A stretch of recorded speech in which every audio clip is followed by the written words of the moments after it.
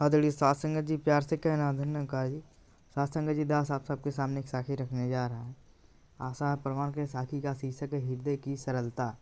जगत माता बुद्धवंती जी का हृदय बहुत कोमल, स्वच्छ और निर्मल था। आप बनावट और दिखावट से कोसों दूर थे। संपूर्ण अवतार बाड़ी में ही गुरसिक की जो परिभाषा सांसा बाबा अवतार सिंह जी ने दी, अंदरों बाहरों सच्चा सुच्चा पाक साफ, कोई खोट नहीं, आपके जीवन की सही सिद्ध हो रही है। जो बात सही होती है उसे कहने से आप कभी झिझकती नहीं थी।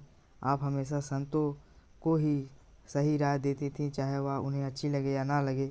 कुछ समय पश्चात हर कोई महसूस करता था कि आपने जो कहा है उसी में ही उसकी भलाई है।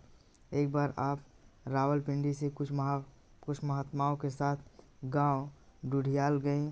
रावलपिंडी स्टेशन पर आप सभी पहुंच ही थे कि गार्ड ने सीटी बजाकर गाड़ी के चलने का संकेत कर दिया। रावलपिंडी से दिन में डुडियाल के लिए एक ही गाड़ी जाया करती थी। सभी ने दौड़कर गाड़ी तो पकड़ ली, परंतु टिकट लेने का समय ना मिला। जब डुडियाल स्टेशन पहुंचे तो बाकी सभी महात्मा तो प्लेटफार्म से बाहर निकल गए, परंतु टिकट चेकर ने आपसे कहा कि टिकट दिखाइए। आपने बड़ी सरलता से उत्तर दिया, भाई साहब, हम लोगों ने भागकर रावलपिंडी में गाड़ी पकड़ टिकट लेने का समय ही नहीं मिला, वरना हमारी नीयत में कोई खोट नहीं होती। मैं ही नहीं, मेरे आगे जो वो भाई बहन जा रहे हैं वो भी बिना टिकट के हैं। आप सभी के टिकट के पैसे ले सकते हो। आपका भोलापन देखकर टिकट चेकर भी मुस्कुरा दिया। आपने उसे टिकटों के पैसे दिए। उसने रसीद आपके हाथ में देते हुए कहा, बहन जी, यदि दुनिया में सभी इंसान आपके जैसे सच्चे सुच्चे बन जाएं तो यह धरती स्वर्ग बन जाती है। यह जगत माता के हृदय की पावनता और निर्मलता ही थी जिसने सदगुरु बाबा बूटा सिंह जी को खुश कर दिया। आपने कभी झूठ नहीं बोला था, ना ही आपको झूठ बोलना आता था। आपकी सादगी और भोलापन के कारण कई बार चतुर लोग आपको फुसलाकर ठगी करने की सोचते हुए, पर आप जीवन साथी अवतार सिंह जी को बचपन से ही अति बुद्धिमान और विवेक पुरुष थे। दूसरों की हर हाल चाल समझने वाले थे। जब कोई बुद्धवंती जी की सादगी का लाभ उठाना चाहता था तो वह आपको साथ देते थे और बचा लेते थे। एक बार गोमावंती जी ने अपने जीवन गाथा सुनाते हुए बताया, कई वर्षों तक पेशावर में दोनों परिवार इकट्ठे रहते रहे। ननद भाभी का सगी बहनें से भी अधिक प्रेम था। कहीं जाना होता था दोनों मिलकर घर का काम निपटा लेती, फिर इकट्ठे हो जाती। एक बार आप दोनों कुछ सामान खरीदने के लिए बाजार गई। वापस आते समय आपको एक चालाक औरत सड़क के किनारे रोककर पूछने लगी, कहाँ रहती हो, क्या करती हो, कैसे बाजार आना हुआ। वह चालाक औरत भोली भाली औरत को अपने चंगुल में फंसाने की कला जानती थी। इन दोनों की वेशभूषा को देखकर उसे यह समझने में देर न लगी कि यह महिला किसी अच्छे घर की है।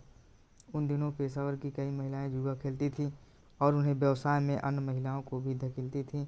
2-4 मिनट बात करके वह चल दी और आप दोनों को घर पहुंचने से पहले अवतार सिंह जी को किसी ने दुकान पर सूचना दे दी कि उनकी पत्नी और भांजी के साथ आज एक ऐसी औरत खड़ी थी जो उनको भी जुए की लत लगाने की ताक में थी।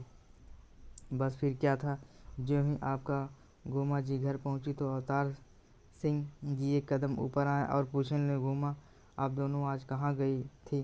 गोमा जी तो पहले ही अपने मामा के सामने कुछ बोलने की हिम्मत नहीं रखती थी, भले ही एक बुद्धिमान और साहसी महिला मानती थी। कांपते हुए गोमा जी ने खरीदारी की थी और लिफाफे में सामने रख दिए। अवतार सिंह जी ने पूछा कि आपको रास्ते में कौन मिला था, वह औरत आपको कैसे जानती है। बड़ी हिम्मत करके गोमा जी ने कहा, मामा जी, मैं और बुद्धा तो उस महिला को जानते तक नहीं। उसने ही हमें आवाज़ देकर रोका और बात करने की लगी। हम तो उसे यह कहकर आ गए कि हमें पहले ही बहुत देर हो गई और घर जाकर हमने खाना भी बनाना है। अवतार सिंह जी समझ गए कि हमारे घर की महिलाएं तो बचपन से ही जमाने की हवा नहीं लगी, ये कैसे समझेंगी दुकान कितनी चतुर और स्वार्थी है। तभी उन्होंने दोनों को अपने पास बैठाया और समझाया, देखो, यदि बुरे इंसान की परछाई भी पड़ जाए तो बदनाम होने में देर नहीं लगती है। जो औरत आपसे बातचीत कर रही थी वह एक कुख्यात जुएबाज महिला है। एक पड़ोसी व्यक्ति ने जब आप दोनों के पास उसके साथ खड़े देखा तो उसने आते ही मुझे ताना दिया, अवतार सिंह पेशावर आकर क्या आपने भी अपने घर की औरतों को जुआ खेलने की आज्ञा दे दी है। मैंने आज तक अपनी पत्नी को और बूटा सिंह जी की पत्नी को एक जुएबाज महिला के पास खड़े देखा।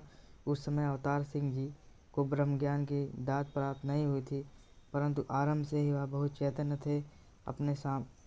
अपने समझाया, देखा आपको किसी गलत व्यक्ति के 1 मिनट का भी मिलना कितनी बड़ी बदनामी का कारण बन सकता है। याद रखो, जीवन में उठना बैठना मिलना जुलना भी सदैव उन्हीं लोगों से रखना जो सही मार्ग पर चल रहे हैं। जीवन में एक गलत कदम हमें उनके सुखों से दूर और अनेक दुखों में डाल सकते हैं। ऐसे लोगों से दूर रहो जो जीवन का व्यर्थ गंवा रहे हैं। उस दिन से बुद्धा जी और गोमा जी ने इस सुंदर सीख की गांठ बांध दिया और अपने बच्चे को सदैव संत महापुरुषों के ही संग करने की शिक्षा दी। सात संगत जी प्यार से कहना। धन्यवाद।